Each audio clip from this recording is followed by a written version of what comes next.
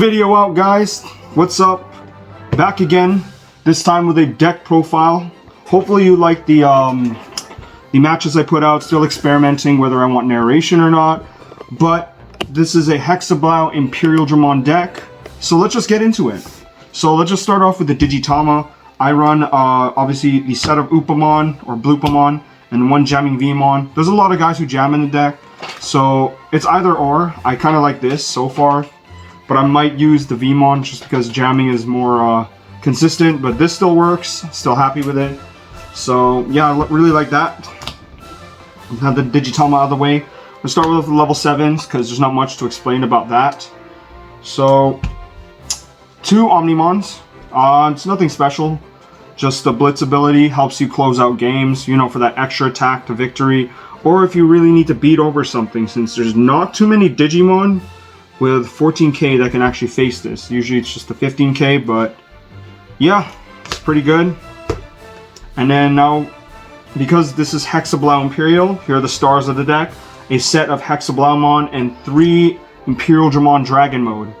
The reason why I do this ratio rather than 4 and 4 is just because one of the major problems about Imperialdramon itself is that it's a 5 cost on any other level 5, but only on Imperial and Dino Beamon, it's a 3 cost. So, but he's still really good, you know, the rapid attacks. With the Imperialdramon, you can get 3 attacks out at once. But with Hexablaumon, I wanted this to be more of a Hexablaumon deck, just because, you know, the can't attack and can't block ability is really good. But they both jam in their own way, which is really nice. So yeah, because I decided, first of all, I just want to shout out my friend Josh for recommending me this idea to combine the 2 decks together. But mostly because the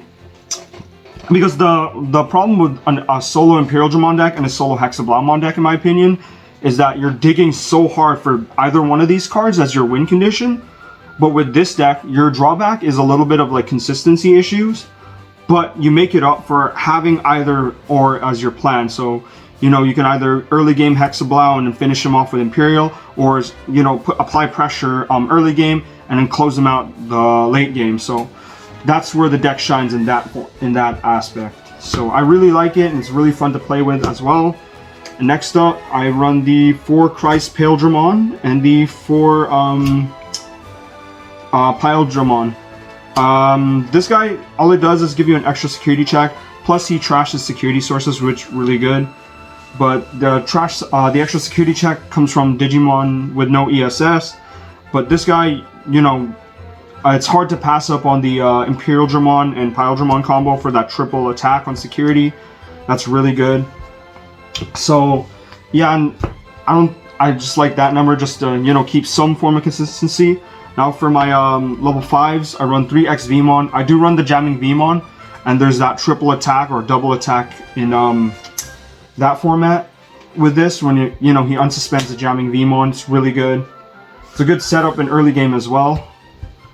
I run the 3 Imperialdramon. I like this guy just because with Christ Imperialdramon, I think you take away almost all of their digi sources or just leave them out with 1. That's really good. And yes, I know Tobiomon is an option to run, but I've been like chill with this right now. So yeah, like that. 4 Quellamon, 1 cost or blocker. I only run 4 blockers in this deck just because I wanted to have it to be a bit more aggro, plus Hexablaumon can be a good defense just when you take away the sources.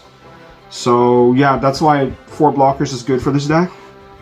Double Lobomon, I do run blue tamers. I do run the Davis as one of my tamers.